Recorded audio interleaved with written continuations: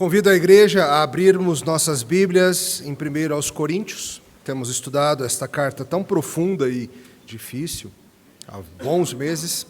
Hoje nós vamos encerrar o capítulo 12, que ficou faltando só um pedacinho, finalzinho do verso 31, e nós vamos começar o capítulo 13. Crianças, ajudem aí os adultos, porque hoje é um pouco confuso, porque a gente começa no meio de um versículo, que é o 12:31. E os adultos têm dificuldade com coisas que começam pelo meio, eles gostam de tudo organizadinho assim. Como assim não está começando no versículo 1, pastor? Não está. Está começando no 12:31b. Acharam? Eu acho que você conhece essas palavras aqui, mas isso não muda o fato de que você precisa de muita atenção. Às vezes é nas passagens que nós achamos já conhecer bem, que a gente permite que o coração dê uma passeada. Isso aqui eu já conheço esse assunto. Aquela parte difícil de dons e tal, eu não entendia muito não, mas isso aqui é tranquilo. Preste atenção na leitura da palavra do Senhor. E eu passo a mostrar-vos ainda um caminho sobremodo excelente. Ainda que eu fale as línguas dos homens e dos anjos, se não tiver amor, serei como bronze que soa, como símbolo que retine. Ainda que eu tenha o dom de profetizar e conheça todos os mistérios e toda a ciência, ainda que eu tenha tamanha fé a ponto de transportar montes, se eu não tiver amor, nada serei. E ainda que eu distribua todos os meus bens entre os pobres, e ainda que entregue meu próprio corpo para ser queimado, se não tiver amor, nada disso me aproveitará. Até aqui a palavra de Deus. Senhor, nós clamamos nesta manhã, ao lidarmos com palavras que já vêm ecoando pelo mundo há milênios, que o Senhor nos dê entendimento e desejo de crescer. No nome de Jesus. Amém. Hoje nós começaremos uma sequência aí de 4 sermões ligadas a esse tema famoso de 1 aos Coríntios 13, que é o tema do amor. E amor já faz a gente pensar em pareamentos e de fato há alguns pares que na nossa mente são realmente inseparáveis. E eu vou precisar da ajuda de vocês, é um teste. Crianças, é um teste para ver se vocês conhecem os pares que eu vou falar, tá bom? Eu falo parte do par e vocês, sabendo, pode responder. Adultos também, mas os adultos eu não tenho muita esperança que vão saber não, mas vocês, crianças, vão. Por exemplo, se eu falar Batman, você responde? Qual que é o par do Batman? O Robin, é a dupla dele. Se eu falar Romeu, quem anda com Romeu? Julieta. Pastel? Aê, Brasília! Gostei, orgulhoso de vocês. Agora o mais difícil. Elizabeth Bennet. E vocês são românticos mesmo. Vocês sabem, Mr. Darcy. Bob Esponja. Patrick. Chitãozinho. O Snoopy. Alguns Woodstock, Charlie Brown de fato. Woodstock é o amiguinho, o passarinho dele, Charlie Brown. Asterix. Pastor Tarcísio. Beth, eu achei que vocês iam falar Emílio. Tá bom, vai, Beth chegou muito antes, merece mais, Beth. Valeu, combinado. Tom, o gato Tom. C3PO. R2D2. Café. Que leite, gente. Pão de queijo. Bolo. Tá bom, vai, leite. Ai, que preguiça, adultos tomando leite. Sherlock Holmes. Dr. Watson. John Lennon. Lennon e McCartney. Scooby-Doo. Salsicha. Não é assim que ele fala? Queijo. Mel, gente, por favor, tudo bem, vai. Eu entendo, vai, que o goiabada é mais famoso, mas com mel fica muito melhor. Bebeto. Romário. Olha só, vocês são bons nessas coisas. A gente sabe que tem coisas que andam juntas na nossa imaginação e que não é exatamente a mesma coisa sem o par. Mas sabemos também que algumas dessas coisas até que vão bem sozinhas. Batman, por exemplo, se vira bem sem o Robin. Robin muitas vezes mais atrapalha do que ajuda. Café também é muito bom desacompanhado, é uma maravilha. Romário fazia seu estrago mesmo sem Bebeto.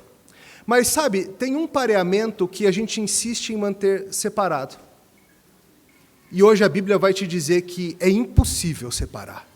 Porque se separar não vale nada. E é o amor pareado com as grandes obras, com os grandes feitos, com as grandes ações espirituais. Nós, tolamente, achamos que é possível fazer grandes coisas espirituais, grandes ações de sacrifício pessoal, e não amar. E Paulo vai olhar para você e falar: meu amigo, de jeito nenhum. Esse é o nosso assunto de hoje, um pareamento do amor com as ações. E o resumo é: sem o amor, as coisas mais impressionantes deste mundo são vazias, não valem de nada. Esse pareamento, ele é vital. A gente vai ver isso em duas partes. A primeira delas é que fazer coisas espiritualmente impressionantes sem ter amor é algo bem vazio. Olha de novo o que ele fala a partir do finalzinho do capítulo 2. E eu passo a mostrar-vos ainda um caminho sobremodo excelente. Ainda que eu fale as línguas dos homens e dos anjos, se eu não tiver amor, serei como bronze que soa ou como símbolo que retine. Ainda que eu tenha o dom de profetizar e conheça todos os mistérios, toda a ciência, ainda que eu tenha tamanha fé a ponto de transportar montes, se eu não tiver amor, nada serei. Paulo vem ensinando aos coríntios acerca do espinhosíssimo assunto dos dons. É mais difícil de lidar do que piqui. A gente vem tentando desembrulhar isso aí nos últimos sermões e não pegar espinho na boca. Tem sido bom, tem sido importante. Um assunto importante, interessante, controverso. No último sermão, o pastor Marcel nos apontou para questões muito importantes nisso. E vimos Paulo encorajando a igreja a buscar os maiores dons. O assunto dom não acabou, tá? Ele vai voltar no capítulo 14, mas Paulo meio que interrompe o seu discurso porque ele precisa falar alguma coisa. Estou explicando aqui para vocês sobre os dons, mas espera. Antes de eu continuar, terminar esse assunto, tem que dizer uma coisa. Sem o amor, nada dessas questões tão impressionantes que enchem os olhos de vocês vale de nada. Os dons precisam ter um pareamento, um par que é imprescindível para o nosso entendimento. Senão fica que nem Romeu sem Julieta. E ele vai falar da superioridade do amor e como o amor, biblicamente definido, precisa ser parte da nossa vida e experiência cristã. Sem ele, seremos um avião com uma só asa ou uma tesoura com só uma perna. Eis que eu passo a ensinar para vocês um caminho sobremodo excelente. Paulo tem algo a dizer. Pessoal, dons são legais, são belos, são dádivas do Senhor para que a igreja cresça, para que o reino avance. Mas, gente, tem uma coisa melhor. Procurem os dons maiores, ok, mas tem um caminho sobremodo excelente que é disponível a todos os cristãos. Lembra, na conversa sobre dons, a gente aprendeu que o Senhor distribui como Ele quer. Talvez você quisesse ser aquele que tem enorme capacidade para falar em público e Deus diz, não vai ser contigo, vai ser outra pessoa. Talvez você gostasse de ser bom nessa arte da misericórdia, mas Deus dotou outros dessa forma. Talvez você quisesse ter dons musicais maravilhosos, mas o seu talento segue não descoberto pela igreja, e coisas assim. Mas Paulo agora fala, tem algo que está disponível para todos. Tem um tipo de coisa que absolutamente todo e qualquer cristão deve exercer, e é o melhor de todos eles. Talvez você olhe os dons e fique meio chateado por não ter recebido isso ou aquilo, e a Bíblia fala, tem algo melhor, seu bobo. A Bíblia te ensina e te incentiva ao maior de todos os dons. Qual? Profecia? Não. Línguas? Não. Curas? Amor. Sério, Paulo? Amor? A gente tem outros que a gente acha assim mais, que enchem mais os olhos, né? Quando a gente vê assim uma ação de amor, não enche tanto os olhos quanto essas outras coisas aqui. Paulo aqui começa essa sessão que é talvez uma das top 5, das 5 mais conhecidas da Bíblia, por aqueles que não conhecem a Bíblia. Muitos conhecem essas palavras que eu li aqui para vocês, mas acham que são de Renato Russo, na verdade. Sendo que o que o Renato fez foi fazer um blend de apóstolo Paulo com Camões, botou na grelha, ficou bom sim. E nesse primeiro ponto, Paulo menciona para você algumas coisas que são de fato marcantes e impressionantes, coisas que eram valiosas ao coração dos coríntios e hoje em dia continuam sendo muito impressionantes, enchem os olhos dos crentes por aí. Mas Paulo fala, o mais impressionante, o vital disso tudo é o amor cristão. Vocês pensam o contrário. Vocês acham que o amor é secundário, já que tem esse monte de outras coisas impressionantes acontecendo no meio da igreja. Já que essa igreja é conhecida por coisas marcantes na cidade, a gente não precisa pensar tanto em termos de amor. E Paulo fala, de jeito nenhum. O amor tem que ser a marca. Ele menciona línguas, profecia, conhecimento, fé, que faz grandes coisas. Vamos ver essas três coisas brevemente. Ele fala de falar em línguas, ainda que eu fale as línguas dos homens ou dos anjos. Paulo tem explicado essa questão das línguas, pastor Tarcísio e Marcel já falaram muito sobre isso. Havia algumas pessoas naquela igreja, localizada numa cidade que era um porto e um entreposto comercial muito importante, cheio de estrangeiros, gente indo para lá e para cá, várias línguas reunidas na mesma cidade. Não tinha Duolingo naquele tempo, mas tinha algo muito melhor. Deus capacitava algumas pessoas para conseguirem conversar em línguas que eles nunca tinham aprendido antes. Isso facilitaria muito o trabalho dos tradutores de Bíblia hoje em dia, não facilitaria? Imagina missionários transculturais podendo ir ao campo, sem precisar passar um tempão aprendendo a língua da tribo, a língua daquela nação. Chega lá e já sai falando. Isso é sensacional, gente. Você se comunicar numa linguagem que você não passou inúmeras horas estudando, aprendendo, repetindo, sofrendo, treinando a pronúncia, ensinando a língua a falar aquele TH do inglês que você tem tanta dificuldade, que a gente fala como se fosse um Fzinho, né? Essas coisinhas assim. Mas Paulo fala, tem algo mais impressionante. Tá, mas pastor, esse negócio de língua de anjos aí, como é que é isso aí? É o quê, Paulo? Língua de quem? Anjos não falam português, não? Se aparecer um anjo aqui para conversar, ele vai falar em que língua com você? Sei lá, a gente não sabe muito sobre essas coisas não, gente. A Bíblia pouquíssimo conta sobre esses detalhes. Quem te disser por aí que sabe, está inventando. Não sabe não, tá? Talvez seja um jeito de falar um idioma que os anjos têm, pois, de fato, que língua anjos falariam? Hebraico? Falariam a língua de Adão e Eva lá no jardim? Sabe qual era a língua de Adão e Eva lá no jardim? Não, né? Não era hebraico. Será que era um espanhol assim, mais do estilo de Buenos Aires? Adão e Eva conversando ali, juras de amor e tudo mais. Talvez seja só uma hipérbole. Sabe aqueles exageros que a gente fala? Paulo teria dito, não só a língua dos homens, a dos anjos. Como quando a cremosa fala para você assim, oh, meu amor, você é o homem mais lindo do mundo. Você sabe que não é, mas ela te acha assim mesmo. Ou quando o gatão fala para você, por você, meu amor, eu vou até Júpiter. Ele não tem como ir até Júpiter, meninas, não caiam nessa. Mas é um jeito de dizer que ele te ama muito, é uma hipérbole. Talvez seja isso. Seja Paulo simplesmente dizendo, não só todas as línguas dos seres humanos, mas a língua dos anjos. Se você falar a língua dos homens e dos anjos, mas não tiver amor, sabe o que você parece? Você parece um gongo, bom, que só fica fazendo um barulho irritante e repetitivo, um sinão de bronze, que fica batendo. Lá no final da Asa Sul, né, Dedé, tem um negócio lá que bate todo final do dia, um gongo enorme, e bum, aquele negócio fica ecoando. Agora imagina ser um gongo. Faz muito barulho, de fato, mas adoça os ouvidos, ajuda você a relaxar, a dormir, enche o coração? Não, só repete, só ressoa, não diz nada, e vai ficando cada vez mais irritante. Essa é a verdade. E Paulo está dizendo, ainda que você faça algo impressionante, como falar em línguas de homens e de anjos, se você não tem amor, você é só um gongo, um sino de bronze que fica fazendo bom. E tem muita gente que é assim, né, com as coisas impressionantes que é capaz de fazer. Não demonstra um pingo de amor, mas olha que coisa impressionante que ele é. Só irrita ouvir. Uma pessoa que fale em línguas, mas que não demonstra amor cristão, é só barulho. Bota isso na cabeça. Porque tem pessoas que querem parecer muito impressionantes falando, eu falo em línguas.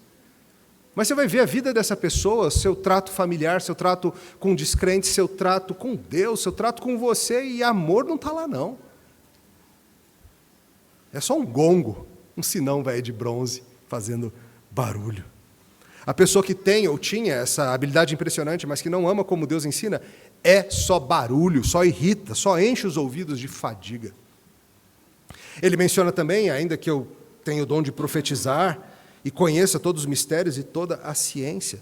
Tem uma discussão aqui sobre se, quando ele fala profecia e conhecer os mistérios e ciência, como se fossem duas coisas, ou se ele está falando de profetizar, ou seja, conhecer os mistérios e a ciência, como se fosse uma descrição daquilo. Não importa muito resolvermos isso. Estamos falando de pessoas que recebem da parte de Deus entendimento profundo sobre as coisas da vida, em algumas situações da história humana, inclusive entendimento infalível, palavra de Deus. Deus deu profetas ao seu povo ao longo da história. Eles foram importantíssimos para o estabelecimento da sua palavra, para a fundamentação da igreja. Profecia é melhor do que línguas, pois edifica toda a igreja, como veremos depois em outro capítulo. E Paulo agora chama a nossa atenção a essas pessoas, muito invejados. Uau! Capacidade de entender as coisas profundas de Deus, da realidade. Isso aí deve ser tão importante que nem de amor precisa, né? Amor é meio que para quem não tem essas coisas, certo? Se você não tiver essas coisas impressionantes, pelo menos você ama, que assim você não fica sem nada. E Paulo diz, não importa. Se você for dessa capacidade tremenda, mas não tiver amor, você não é nada. Profecia é algo de encher os olhos quando vemos alguém que tem profundo entendimento das coisas de Deus, das coisas espirituais, das coisas da vida. Capacidades impressionantes de fala, entendimento existem, mas bastam? Na verdade, Paulo diz, não. Agora pense comigo no maior profeta que andou pela terra. Ele era caracterizado por amor. Você sabe o nome dele? O maior profeta que já andou no planeta? Não é Isaías, não. Nem Elias, nem Moisés. Esses todos eram sombras dele. E quando o nosso Senhor Jesus, o maior profeta, andou pelo planeta, ele constantemente falava a palavra de Deus. Ele era a palavra de Deus encarnada. E ele demonstrava amor? Sim. E o fato de que ele conhecia todos os mistérios e toda a ciência fizeram dele alguém orgulhoso diante dos réis humanos incultos? Ou ele amava as pessoas para quem profetizava constantemente? Como que era com Jesus, hein? Ah, meus caros, nós achamos que essas coisas, esses pares podem andar separados só porque nós não focamos em Jesus Cristo. Você acha que o Espírito de Deus dá dons para a igreja a fim de que a igreja fique mais ou menos parecida com Jesus? Então, quando ele dá os dons e a gente não os exerce com amor, a gente está andando ao contrário do plano. Porque os dons são para que a igreja pareça com Cristo, para que nós sejamos refeitos à imagem dele. Você tem capacidades impressionantes, talvez de falar, de ensinar, de entender as coisas, ou alguma outra capacidade espiritual dessas de encher os olhos. Que bom, glória a Deus por isso. Mas você tem buscado exercer isso com amor pelo povo de Deus? Ou você se isola e foge do povo de Deus? Você quer de alguma forma ter os dons e vivê-los longe de Cristo e longe da igreja? Ou exercer para a glória própria? E ele menciona também fé. Veja, ainda que eu tenha tamanha fé a ponto de transportar montes, se eu não tiver amor, crianças, o que ele será? Nada. Ter fé é impressionante. Nós ficamos impressionados, de fato, com pessoas de grande fé. Fé capaz de mandar uma montanha sair de um lugar e pousar em outro. Interessante que tanto Paulo como Jesus fizeram essa mesma observação. Alguns sugerem que era um provérbio hebraico antigo, talvez seja. Enfim. Mas eu te pergunto, você já conheceu pessoas que têm grande fé? Já conheceu alguém assim? Eu acho que não, na verdade, sabia? Pois as maiores que você conheceu não chegavam em grão de mostarda. Ou você já viu montanha voando por aí? Vou trazer o pão de açúcar para enfeitar a orla do Lago Paranoá. Você acorda de manhã, vai cruzar a terceira ponte, está lá o pão de açúcar. Você vai, quem trouxe? Não, foi a irmãzinha lá da igreja. Ela é uma mulher de grande fé e ela trouxe para embelezar a cidade. O pessoal lá do Rio está meio chateado, mas ela disse que devolve até o carnaval. Tá, mas supondo que você encontre alguém assim, o que mais você queria ver nessa pessoa? Entenda, nós não negamos que coisas extraordinárias aconteçam. Curas impressionantes podem acontecer, pela graça de Deus podem. Grandes ações de fé e ousadia na palavra do Senhor acontecem e permeiam a história do mundo e o avanço da igreja? Sim. Mas você conhece alguém que diz ter grande fé e que não é marcado pelo amor de Deus? Tem algo estranho nesse par. Sem amor, é só exibicionismo, gente. É só exibicionismo. É só alguém querendo te impressionar com a fé dela. E não alguém que de fato tem fé nos termos da palavra de Deus. Mas nós somos tolos, né? Nós nos impressionamos com essas coisas. E não com pessoas que talvez não tenham essas ações extraordinárias, mas que transbordam o amor cristão. Paulo está ensinando aqui que você precisa treinar os seus olhos para se impressionar com as coisas corretas. Chamar de superior aquilo que Deus chama de superior. Para de se impressionar com grandes ações de fé e começa a se impressionar com amor. E você vai estar mais alinhado com o que o apóstolo está falando. Porque grandes ações espirituais são valiosas, mas se forem pareadas com o amor. Uau, pastor. Tá bem, né? Obrigado, Paulo. Mas já sei uma coisa, então, Paulo, que é inegável que é uma ação de amor, porque é a pessoa que se sacrifica pelos outros. Isso só é feito por amor, certo? Não coisas que nos exaltam, como falar em línguas, ou profetizar na frente de centenas de pessoas, ou isso ou aquilo, mas assim, fazer sacrifício pelas pessoas, certo, Paulo? Certo, Paulo? Que bom que você perguntou. Segundo ponto.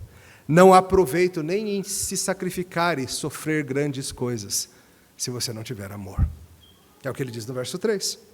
E ainda que eu distribua todos os meus bens entre os pobres, e ainda que entregue meu próprio corpo para ser queimado, se não tiver amor, nada disso me aproveitará. Paulo menciona então algumas ações de autossacrifício impressionante. E vocês conhecem gente assim, gente que vive para servir os outros e fazer as coisas pelos outros. A gente até tem que falar assim, escuta, cuida um pouquinho de você também. Você só se desgasta pelos outros o tempo todo. Parece que tem pessoas que a gente tem que dar uma freada nelas, né? Eu lembro no livro que eu gosto muito, Gilead, da Marilyn Robinson. Já mencionei esse livro em outras ocasiões. Um velho pastor escrevendo para o seu filho, criança, contando sobre a vida. E ele conta, tem um personagem que é marcante no livro, que era o avô dele, que só tinha um olho. E aquele olho era capaz de perfurar de tão bravo. Mas ele era terrível, porque ele visitava você e ele doava as suas coisas para todo mundo. Se ele fosse na sua casa, estivesse lá e aparecesse alguém pedindo comida, ele dava toda a comida da despensa. Ele dava as roupas, ele dava o dinheiro. Você tinha que esconder tudo, porque ele doava tudo para todo mundo. E nós sabemos que tem pessoas assim, dispostas a grandes sacrifícios em prol das outras. Talvez até o sacrifício de falar, não, eu entrego o meu corpo para ser queimado, se precisar. Eu entrego o meu tempo, eu entrego meus bens, eu entrego o meu corpo, eu entrego minha vida por você. Aí tudo bem, certo? E curiosamente não. Porque o que Paulo está mostrando é que mesmo ações de grande sacrifício e dano próprio podem ser feitas sem amor.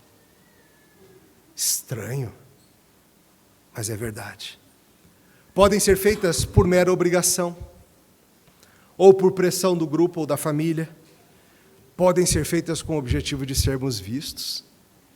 Jesus explicou isso no Sermão da Montanha, lembra? Ele falou assim, quando, pois, derem esmolas, não toque trombeta diante de ti, como fazem os hipócritas, nas sinagogas e nas ruas, para serem glorificados pelos homens. Em verdade vos digo que eles já receberam a recompensa. Jesus está explicando aqui, é possível você dar todos os seus bens para os pobres só para ficar bem na cidade, só para ser bem visto pela igreja, só para que todo mundo olhe para você e fale, uau, que homem generoso, que mulher desprendida, que coração bom. Mas o seu objetivo nunca foi o amor. Foi essa recompensa mesmo, de ser reconhecido na cidade. E Jesus fala, já recebeu a recompensa e é só essa. Essa fama que vem com fazer grandes ações sacrificiais, dar o seu próprio dinheiro, já está feito. Tem amor junto nisso aí? Digo, um amor que não seja o alto amor próprio de ser visto e exaltado na cidade? Essa é uma pergunta que Paulo te faz. Jonathan Edwards, no seu livro sobre 1 Coríntios 13, coloca assim: pode existir grande sofrimento pela religião e ainda assim nenhuma sinceridade de amor no coração. Pode haver grande sofrimento pela religião e ainda assim nenhuma sinceridade de amor no coração. E ele explica: as pessoas podem passar por grandes sofrimentos na vida, assim como alguns dos fariseus se valeram de grandes severidades para penitências e inflições voluntárias. Muitos empreenderam peregrinações cansativas, se isolaram dos benefícios e prazeres da sociedade e da humanidade, gastaram suas vidas em desertos e em solidão. Alguns sofreram a morte, de quem não temos razão para pensar que tinham algum amor sincero a Deus em seus corações. Multidões entre os papistas arriscaram suas vidas em guerras sangrentas, na esperança de merecer o céu por isso. Nas guerras travadas com os turcos e os sarracenos, as chamadas Guerras Santas ou Cruzadas, explica Edwards, milhares de pessoas enfrentaram voluntariamente todos os perigos do conflito, na esperança de assim garantir o perdão dos seus pecados e as recompensas da glória no futuro. Percebe? É possível você entregar o seu corpo para a batalha. É possível você sofrer grandes coisas e se privar de grandes coisas, não porque você ama a Deus, mas na esperança de que sobre uma coisa boa para você, talvez até a salvação, mérito próprio. Ainda que eu entregue meu corpo para livrar Jerusalém dos mouros, se eu não tiver amor, nada serei. Talvez as suas ações de generosidade e sacrifício para com os outros sejam isso. Talvez você seja essa pessoa que se desgasta o tempo todo em prol dos outros, que nunca nega uma ajuda, que nunca recusa um tempo, um dinheiro, um serviço. Mas não faça isso por amor. Faça isso com a esperança de assim conseguir algo para você. Seja o reconhecimento, seja uma pedrinha na coroa, alguma coisa assim. Seja, quem sabe, até um desejo de quem sabe assim Deus aprende a me amar. Isso é muito sério, gente. Porque, veja, sofrer na vida, muita gente sofre. Muita gente está disposta a fazer da vida um grande sacrificar de si mesmo, do seu corpo, se privar de coisas boas, flagelos, isolamentos, vida no deserto, esse tipo de ascetismo. Muita gente está disposta a entregar o que tem por aí, da sua casa, do seu tempo, do seu corpo, do seu dinheiro, mas não o fazem no pareamento que deveriam, que é o verdadeiro amor de Cristo. Não é um mero amor aqui horizontal, é o amor de Cristo em nós. Fazem por ganância, por fama, por orgulho, para serem vistos, quem sabe para expurgar os seus pecados, para anular o seu karma, alguma coisa assim, para aplacar a própria consciência quanto às coisas que estão aprontando no escuro. E é muito importante que todos nós saiamos daqui hoje com isso muito firme na mente. Coisas espiritualmente impressionantes, assim como ações de enorme sacrifício pessoal, se não forem acompanhadas do amor bíblico cristão, não valem de nada. Poxa, Paulo, mas assim, nada, nadinha, nem assim um pouquinho? Não, nada, nadinha. Nada, nadinha. Certa vez, Jesus estava falando, e nós lemos hoje mais cedo no culto, sobre como nos dias finais vai ter gente dizendo: Jesus, em teu nome nós fizemos um monte de coisas impressionantes. Profetizamos, fizemos isso, curamos, falamos em línguas, entreguei meus bens aos pobres. Jesus, eu morri lá em Jerusalém para libertar a cidade. E Jesus vai dizer o que para essas pessoas? Eu nunca conheci vocês. Sem ter a fé e o amor em Cristo, nada dessas coisas vale. Sim, algumas pessoas em nosso tempo fazem coisas religiosamente impressionantes, mas não são de Cristo. Porque o Senhor se importa mesmo é com o seu coração. E a evidência maior de um coração que pertence a Ele e que nasceu de fato de novo é o amor dele refletido e esparramado em nós. Muito mais do que fazer coisas espiritualmente impressionantes, sejam atos de poder espiritual ou atos de grande sacrifício. As mais impressionantes demonstrações são vazias se não têm o amor. O simples amor cristão é superior a todas essas coisas. Tá, e como que é esse amor, então? Descreve melhor aí, Paulo, porque você está falando de amor e eu não sei se a gente está falando da mesma coisa, porque a gente usa muito essa palavra, não usa? A gente quer dizer várias coisas com ela. Esse é o assunto dos próximos sermões. Semana que vem eu começo a responder. Nas 2 próximas a gente lida com o que é esse tal desse amor cristão. Mas, para não te deixar sem resposta hoje, já vou lhe apontar para o fato de que o amor de Deus por nós em Cristo é esse tipo de amor. O amor de Deus por nós em Cristo não é apenas uma coletânea de feitos impressionantes. Ele envolveu um sacrifício feito por amor. Entenda, Cristo foi impressionante na terra? Claro que foi. Jesus fez coisas impressionantes. E Ele é o grande teste do que é o verdadeiro amor. Cheio do Espírito, sem medida, como mencionado, o maior dos profetas, cada palavra que ele disse em sua vida era literalmente palavra de Deus, capaz de sinais e maravilhas impressionantes. Se ele quisesse, ele tinha trazido o Pão de Açúcar, o Matterhorn ou o Macalu para virem para o Planalto Central. Não se esqueça, foi ele que colocou onde estão hoje. Tá? Foi ele que colocou lá. Ele entregou tudo, inclusive seu corpo, para ser não queimado, mas crucificado. Mas tudo isso se não tivesse amor exuberante por nós? Pois a Bíblia descreve Deus como sendo amor. É como Ele descreve a si mesmo. E se somos dele, isso será marcante em nós.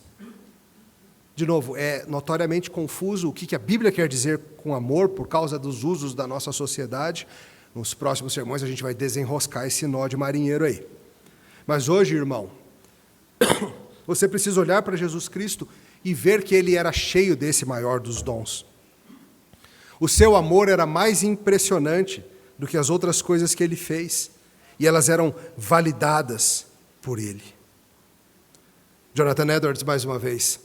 Se o amor é algo tão importante no cristianismo, tão essencial e distintivo, sim, a própria soma de todas as virtudes cristãs, então certamente aqueles que professam que são cristãos devem viver no amor e abundar nas obras de amor, pois nenhuma obra é tão apropriada como as do amor. Se você se considera cristão, onde estão suas obras de amor? Se esse princípio divino e santo está em você e reina em você, não aparecerá na sua vida em obras de amor? Considere quais atos de amor você faz. A vida cristã, ela não é vivida de acordo com a nossa imaginação do que deveria ser a vida cristã. Ela é vivida de acordo com o que Deus fala que deve ser. Se somos cristãos, andaremos com Ele e como Ele. E se somos de Cristo, o que vai nos marcar é a mesma coisa que marcava Jesus. Amor. Amor por Deus sobre todas as coisas, o próximo como a si mesmo. Sabe, pensando em pareamento, vale entender. Isso não tem como ser produzido por nós mesmos, não é isso que eu estou dizendo. Ame, ame, e assim você vai se tornar de Cristo. Não é isso. É que se você é de Jesus, você vai crescer no amor. À medida que Ele te molda por meio de palavra e espírito e sacramentos, você vai crescer em amor. E você vai ficar mais parecido com Ele assim. Conheça Jesus Cristo. Utilize-se abundantemente das ferramentas que Ele te deu, a adoração pública, a palavra dEle, a oração, a comunhão cristã, o serviço cristão, e você vai ver o amor crescer. Ou se vai. Porque o real pareamento, o que mais impressiona em todo o mundo, não é pastel com caldo de cana. O real pareamento do qual todos vêm é Jesus Cristo e a sua igreja. Porque Deus amou o mundo, Ele nos deu seu Filho. E nessa esperança nós vamos. Oremos. Senhor, nós te louvamos por Jesus Cristo, que nos amou antes do mundo ser mundo. Nós te louvamos porque, ao observarmos como Ele andou, o que chama a atenção não são apenas os seus feitos impressionantes, seus milagres.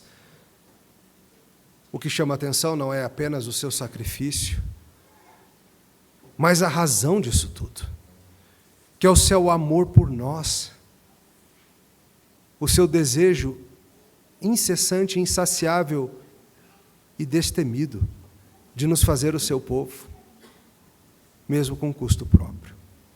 Senhor, nós pedimos que, ao considerarmos nossas próprias vidas, o Senhor nos ajude a sermos sinceros, a olharmos se os grandes feitos que buscamos não são apenas uma forma de encontrarmos notoriedade, se os sacrifícios aos quais nos dispomos não são apenas uma maneira de repente, conseguirmos alguns pontinhos, seja com os homens, seja com o Senhor. E nós pedimos que o Senhor nos encha do amor de Cristo e sejamos gente marcada por isso. No nome dele oramos. Amém. Convido o povo do Senhor a ficarmos de pé e cantarmos.